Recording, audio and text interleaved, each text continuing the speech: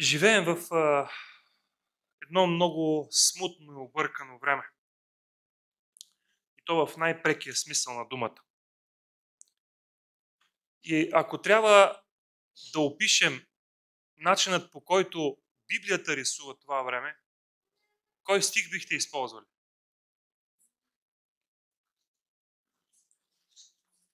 Може би всеки един от нас би се спрял на различни стихове, но аз бих ви предложил думите на Исус Христос в Евангелието от Лука и там 21 глава. Лука 21 глава, 25 и 26 стихове Исус казва така: и ще станат знамения в слънцето, в луната и звездите, а по земята бедствие на народите, които ще бъдат в недоумение поради бучението на морето и вълните. Човеците ще примират от страх и от очакване на онова, което ще постигне света, защото небесните сили ще се разклатят. Човеците ще ли да примират от страх? Исус описва времето преди своето идване по този начин. И може би в текста, който ви прочетох, в думите, които ви споделих, има 2 или 3 неща, които изпъкват. По земята бедствие. Бедствие. А от друга страна, той говори за страх и очакване на онова, което ще постигне Вселената. Страх от онова, което ще постигне Вселената. И вижте, едно е да изпитваш страх от реални обстоятелства около себе си. Едно е да изпитваш страх от това, което се случва с теб. Друго е да изпитваш страх от това, което предстои. От това, което е неизвестно за теб. Страх от бъдещето. И не е ли това състоянието, душевното състояние на много наши съвременници днес? А за жалост и на много вярващи хора. И в този контекст си помислих за това. Кое е условието, за да няма такъв страх? Кои са предпоставките, за да може по някакъв начин ние с вас да не стъпим на едно трепетно и ужасяващо очакване от това, което ще стане? Кое е основата да избегнем тази опитност? Сигурността, не е ли така? Когато си сигурен в нещо, че няма да се случи, ти не се страхуваш от други неща, които си въобразяват хората, че могат да станат. Но въпросът е, кои са онези неща, които ви правят сигурни? Тоест, много хора в нашето време нямат сигурност. Защо? Всичко се изплъзва под краката им. Всичко някак си се променя светкавично. Миналата седмица, докато сме били на богослужение, в Израел са умирали хора. Стотици хора. И се прибираш, и чуваш, и умът ти не може да го побере. Как може? Вижте колко бързо света се обърква, колко бързо се променя. И тази несигурност всъщност ни води до страх. А кога сте сигурни? Кога сте сигурни в нещо? Когато може да разчитате на него, нали? А кога разчитате на нещо? Когато то не се променя. Когато то е константно, неизменно като величина. И сте чували за това понятие константа, нали? В математиката, в физиката се работи с константи. Има физични константи. И какво е това? Това е една неизменна величина, която е постоянна при всякакви обстоятелства. Това е постоянен признак на вещество. Например, масата на електрона, масата на протона, масата на електронния заряд, скоростта на светлината в вакуум, ускорението при свободно падане. Всички тези неща са физически константи, ние ги знаем. И понеже ги знаем, ние можем да предвидим много неща, изчислявайки процесите и явленията около нас. Защото те са сигурни. Те не се изменят при никакви обстоятелства. И сега имаме много физически константи, но нас не трябва не физически константи. За живота ни, за сърцето ни трябват духовни константи. Има ли такива? Има ли в духовния свят? Има ли нещо, на което сърцето ни може да стъпи? Има ли сигурни и надежни неща в този, които имат така духовно измерение? Днес ще говоря за това. И ще споделя с вас моите размисли, които заглавих неизменната Божия вярност. Неизменната, непроменимата Божия вярност. И искам да прочетем заедно с вас един текст, който намираме в книгата Откровение и там 11 глава. Откровение, 11 глава, 19 глава, 11 стих. Бърка главите. След това видях небето отворено. И ето бял кон. И онзи, който язеше на него, се наричаше верен и истинен и съди и воюва справедливо. Тук е описан някой, който е наречен верен и истинен. И това е описание за Исус Христос. Нашият Господ Исус Христос е наречен верен. А какво означава това? Какво означава да е верен? Това е константната величина. И може би, за да си го обясним, е хубаво да прочета текста, който се намира във второ послание към Тимотей, 2 глава, 13 стих. 2 Тимотей, 2 глава, 13 стих.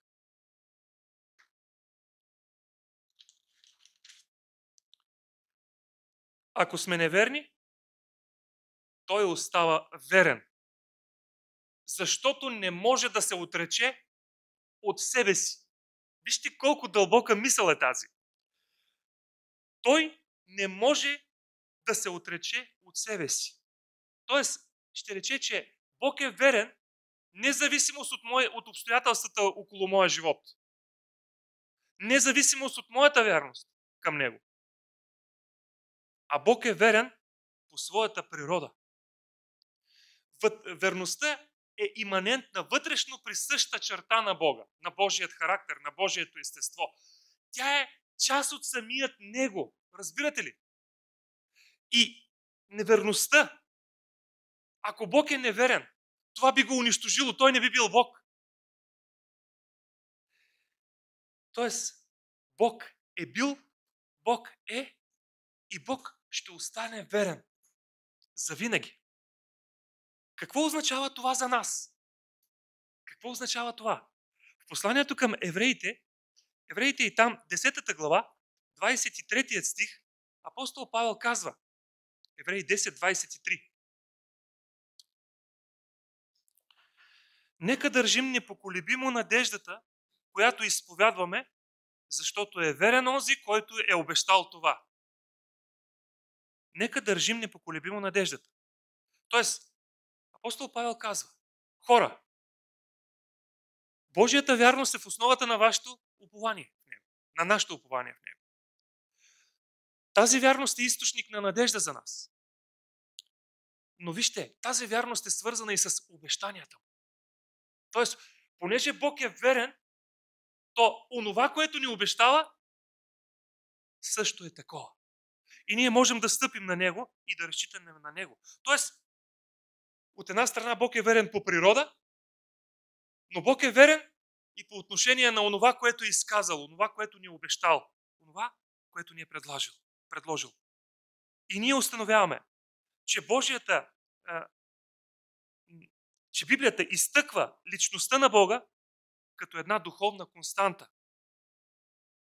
В този объркан, смутен, тревожен свят има нещо неподвижно. Има нещо твърдо установено. Нещо, което е едно и също, независимо какво става около нас. И това е Бог, Неговата вярност и Неговите обещания към нас. И днес на Господната вечеря бих искал да споделя с вас три константни измерения на Божията вярност. Три измерения на тази вярност. Тези, които независимо от това какво става с вас и с мен, са валидни във всяко време и на всяко място. Не е ли страхотно? Ето ви повод за сигурност и за увереност. Ето ви повод да дигнем унилите си погледи забити в земята и да гледаме с дразновение към Бога.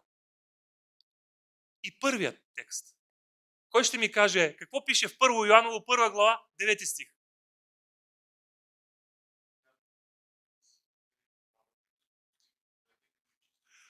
Благодаря, Коко.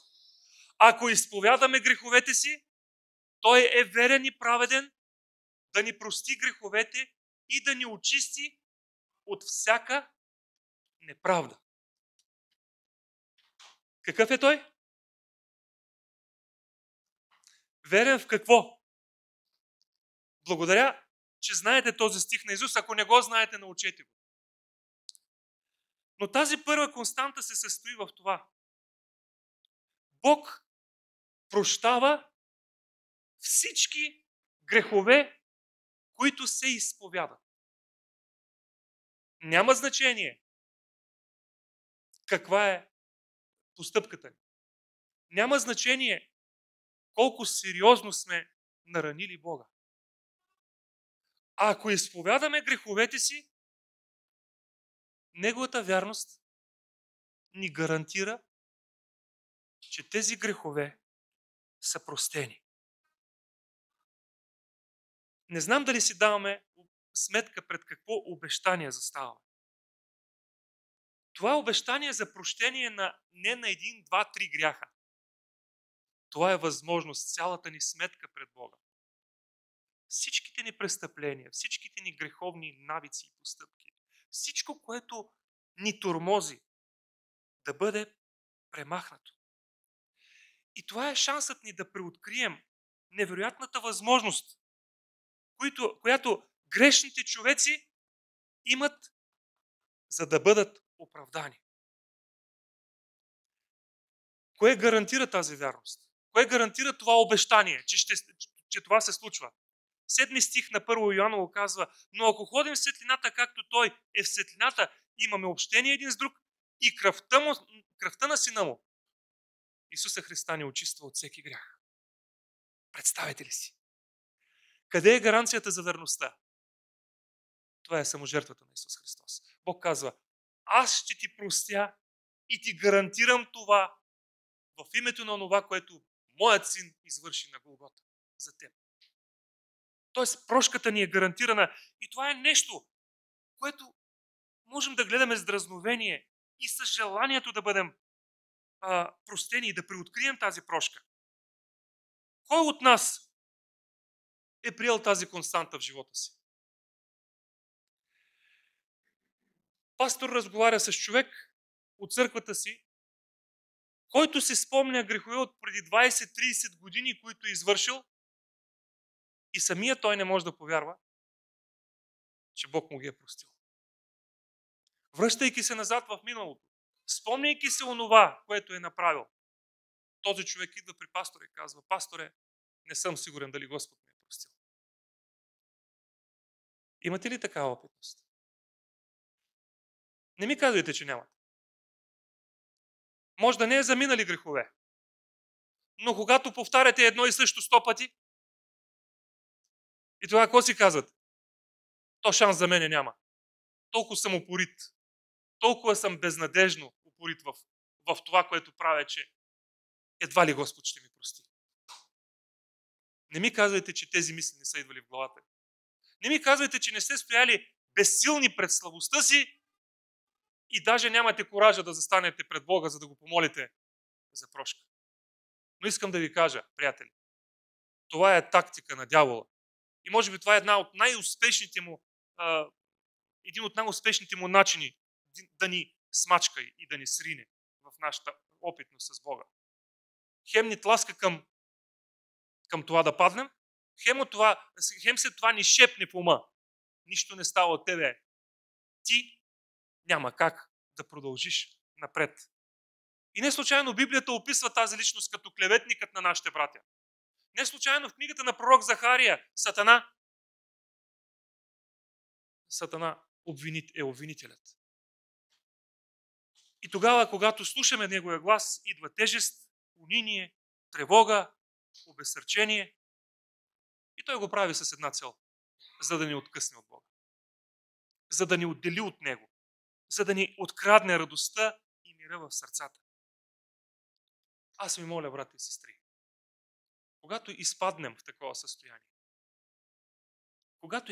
такова състояние, нека се обърнем задължително към тази константа, към този текст.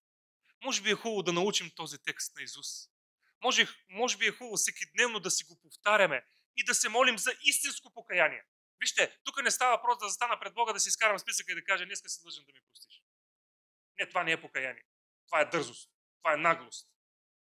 Но когато си давам сметка какво съм направил, когато осъзнавам, че с моите грехове, с моите слабости съм наранил моя Спасител и когато ме боли за това, най-лесното е да кажеш, Господи, прости ми. И да повярваш. И да знаеш, че вече нямаш грях на сметката си. Защото Той е верен. Не мислите ли, че това е едно страхотно обещание за мен и за нас? Това е обещание за победители. Искам да видим другата константа, която също е страхотна. Другото Божие обещание, което като се докоснах до него, си дадох сметка, че това е възможност да вървя и да живея като победоносен християнин, а не като окаян пораженец. Искам да ви прочета 1 Коринтияни, 10 глава и там 13 стих. 1 Коринтияни 10:13.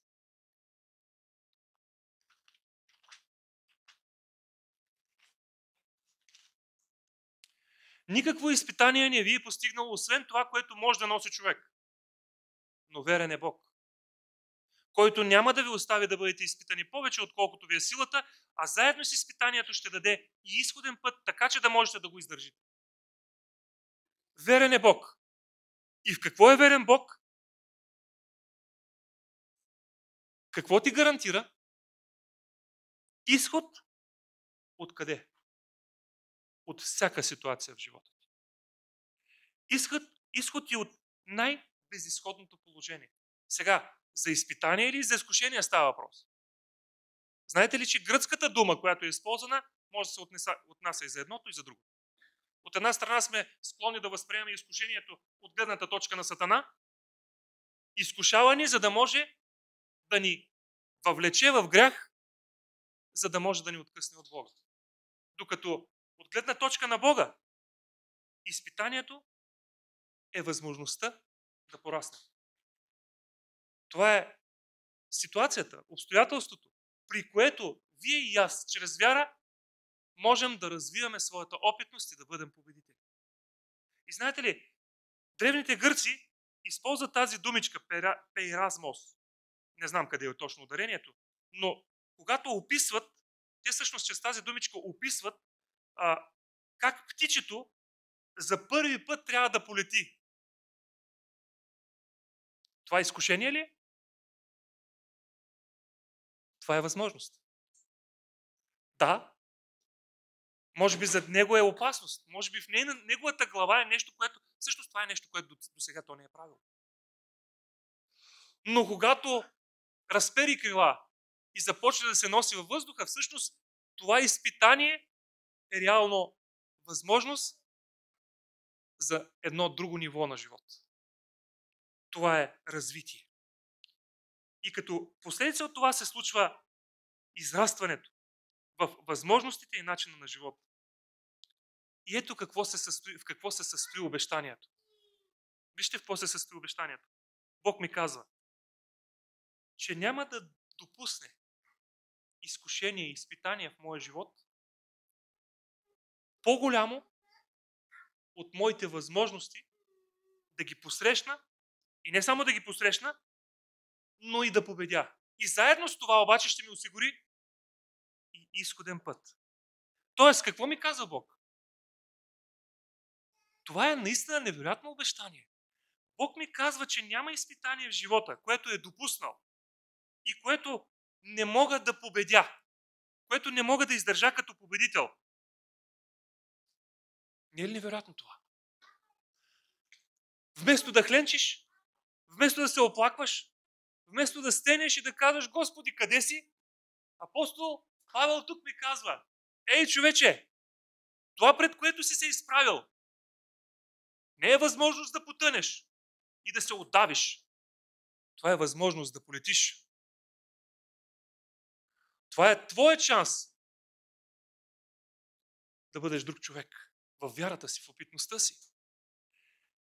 И това е така, защото Бог ти гарантира, че ти имаш сили да го понесеш.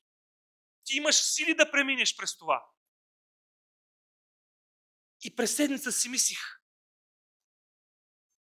какво би било, ако тази константа е постоянно в моят ум?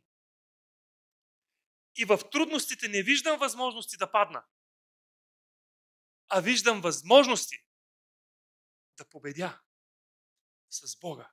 А то точно това е възможността да победиш, защото това е обещание, което Бог ти казва. Имаш изходен път в него и аз няма да допусна, понеже си ценен колкото зеницата на очите ми. Аз няма да допусна това да те смачка и нарани. Аз ще бъда с теб. Понеже Бог е верен. Убедени ли сме, че в живота ни не може да се случи нищо толкова тежко, че Бог да не се е погрижил, да не е промислил, да не е осигурил победата? Вижте каква перспектива пред един вярващ човек.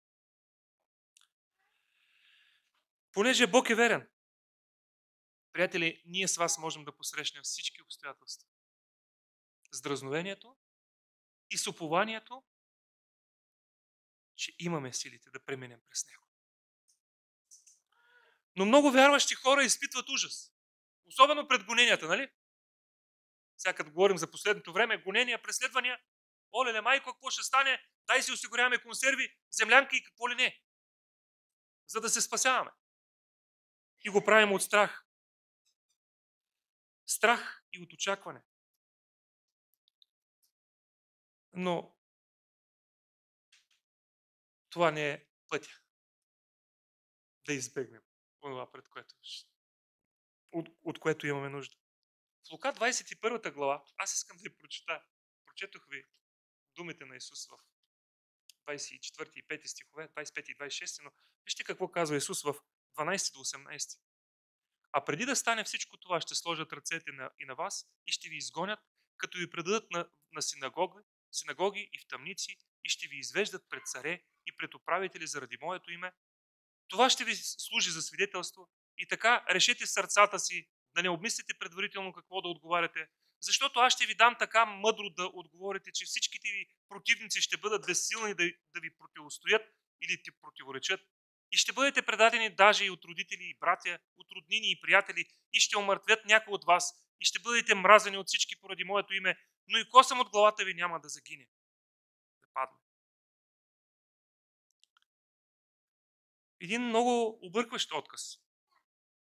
Какво се казва тук? То казва Исус.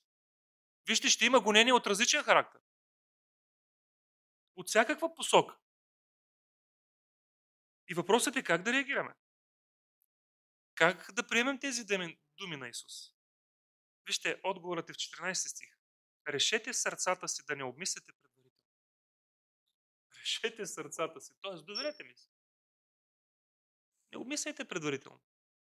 Оставете нещата в моите ръце. Аз ще ви подкрепя, той казва. Аз ще направя всичко за вас. Аз ще ви дам онова, което нямате. И накрая каза, и косъм няма да падне от главата ви.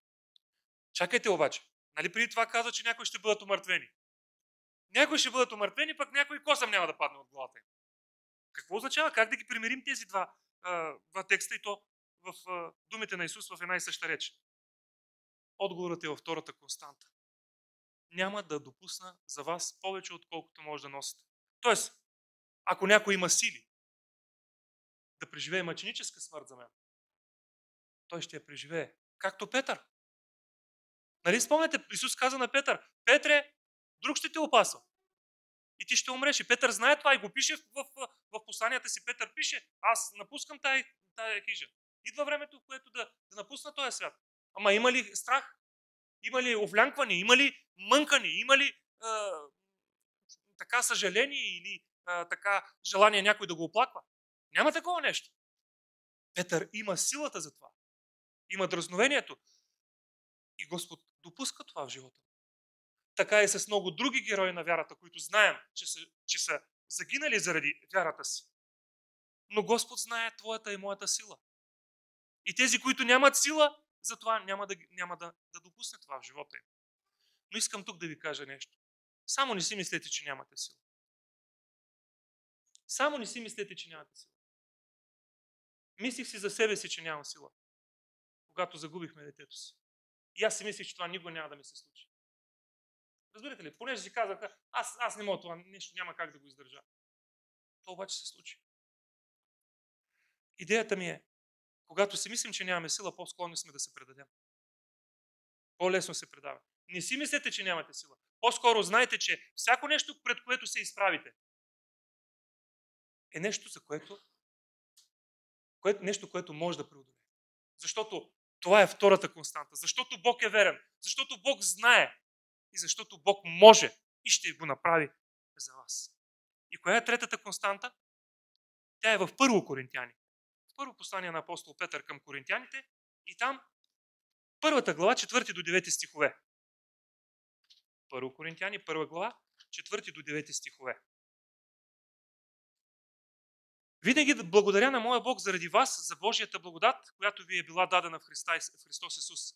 Че се обогатихте чрез Него във всичко, в пълнота, в пълна сила да говорите за Него. Така че вие не оставате назад в никоя дарба, която чакате, като чакате явяването на нашия Господ Исус Христос, който до край ще ви утвърждава, за да бъдете безупречни в деня на нашия Господ Исус Христос. Верен е Бог, чрез когото сте били призовани в обещанието на Неговият Син Исус Христос, нашият Господ. Как ще формулираме тази константа? Значи, ако първата беше: тези, които изповядат, са простени, тези, които са изпитвани, имат силата да преминат през изпитанието, то тази константа ни казва, че Бог е верен и е обещал да утвърди всеки един от нас до деня на своето пришествие. Разбирате ли, Бог е обещал да ни утвърди, не е да ни подлъзне на динена кора, не е да ни използва цял живот и накрая да ни каже: гледай си работа, няма те спася, защото си неверен.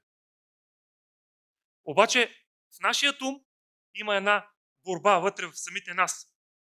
Защото ние знаем, че присъда, нали? А сега този съд върви. Знаем, че трябва да застанем пред Бог съвършени, нали? Трябва да застанем безукорни. Трябва да бъдем кристално чисти, без всякакъв грях. И хем от една страна знаем какви трябва да бъдем, от друга страна знаем пък какви сме, гледаме на себе си, на своите слабости, на своите недостатъци, които с години носим и като че ли няма как да се освободим от тях, и си казваме: то за нас, може би, те ако се разминем между капките, да минем, за нас като че ли няма шанс. Какво правите с тази реалност? Какво правите с тази вътрешна борба? От една страна високият образец, който Исус Христос представя пред вас, от друга страна това, което сме. Нали, много често това ни обесърчава. Много често това ни кара да дигнем белият байрак, бялото знаме. Но вижте какво ни казва 8 стих. Който и до край ще ви утвърждава. До кога ще ви утвърждава? До край. За да бъдете безупречни в деня на нашия Господ Исус Христос. Знаете ли къде се появява на друго място тази дума? Безупречни. Това е в посланието към Колосяните. Първата глава и там 21 и 23 стихове.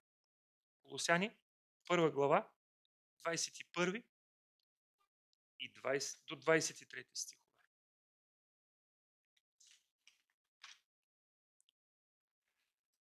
И вас, които бяхте някога отстранени и врагове по разположение чрез злите си дела, сега примири чрез неговата смърт в плътското му тяло, за да ви представи пред себе си святи, непорочни и безупречни. Ако останете основани и твърди във вярата и без да се помръдвате от надеждата, открита на вас, благовестието, което сте чули и което е било проповядвано на всяка твар от небесата, на която аз, Павел, станах служител. Какво ви прочетох тук? Какво открихте? Кой е начинът да получим святост, непорочност и безупречност? Като спрем да се гневим, като спрем да правим лоши неща, като спрем да мислим лоши мисли, като сме изрядни във всичко, това ли е начинът? Бъркаме го, брата и сестри. Вижте това, което ни казва текста, това, което апостол Павел пише, че това, което е трябвало да се случи, вече се е случило на кръста. Това се е случило в Исус Христос. Той пише, че сега примири, не ще ви примири, а той вече ви примири чрез неговата смърт в плътското му тяло. Тоест, това вече се е случило. И това, заради което сме святи и безупречни, е жертвата на нашия Спасител Исус Христос. Светостта, непорочността, безупречността не е въпрос на това, какви сме. Не е въпрос на това, какво мислим, какво говорим и какво правим. А отговаря на въпроса къде се е случило всичко. Нашата безупречност. И вижте, тя е в тялото. Ако останете основани и твърди във вярата, без да се помръднете. Тоест, вярата в нашия Спасител. Какво се иска от нас? Иска се, т.е. тази константа работи тогава, когато останем твърди и непоколебими в доверието си и без да се помръднем от упованието си в Исус. Знам, че нищо не става от мен. Виждам се, че не става. Но ти си всичко. И аз продължавам с теб. И независимо, че падам, аз вярвам, че ти можеш да промениш моя живот. Аз вярвам, че ти можеш да осветиш мислите ми. Аз вярвам, че ти можеш да промениш всичко, което си обещал в мен и да ме направиш ново създание. И аз ще продължа. Независимо от това, че не винаги съм образец на посвещение и поведение. Тоест, ако не се откажете, ако не се дръпнете назад, ако не се усъмните в това, което Бог направи, когато човек изгуби упованието и надеждата си, той губи и тази константа. И така, в нашия текст Бог ни каза, останете в общение с мен. И ако останете в общение с мен, аз ви гарантирам, че ще направя всичко, за да ви утвърдя до своето пришествие. Къде е моят ангажимент? Да не кажа на Бог никога довиждане. Има подобна идея в Първо Солунци. Верен е онзи, който обещава това. Спомняте ли се? Там апостол Павел говори за пришествието.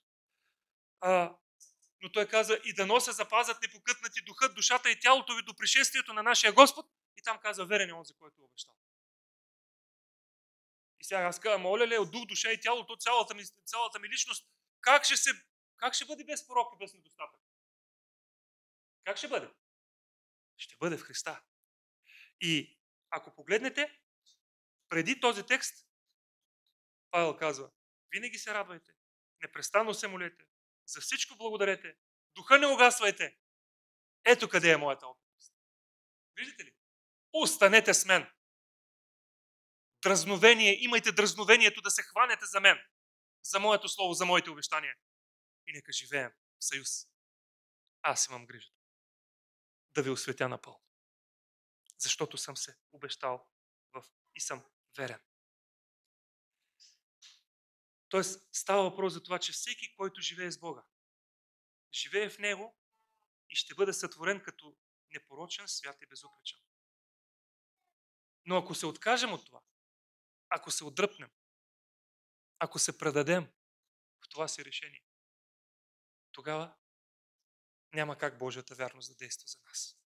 И днес ние говорим за неизменната вярност на Бога. И представям три константни величини, три константни измерения по-скоро на тази величина, на тази вярност. Прошка, която е гарантирана при покаяние и изповед. Сила за това да вървим в този живот победоносно, независимо от това, пред което ще изправим в живота си. И увереност. Увереност това, че Той е поел ангажимента да ни усъвършенства и да ни представи пред себе си такива, каквито трябва да бъдем. От нас се иска да се хванем за Него и да не се отказваме. От нас се иска да държим ежедневно на това решение и да го отстояваме. И Господната вечеря всъщност е едно заявление, една публична изповед на това, че ние държим на това си обещание. Че ние не сме праведни, не сме съвършенни, но сме простени. Че ние не сме силни сами по себе си, но в Христос сме победители. И че ние сме тези народ, който има гарантирано бъдеще. Защото не се отказва от своя Бог, своето настояще. Дано Бог ни благослови с тази твърдост и решимост и с радостта. Радостта да бъдем хора. Хора, които имат най-сигурната основа за своя живот. Разбирате ли, че с тези обещания, каквото и да се случва в света около нас, ние можем да бъдем различни. И нека да бъдем такива за слава на нашия Бог. Амин.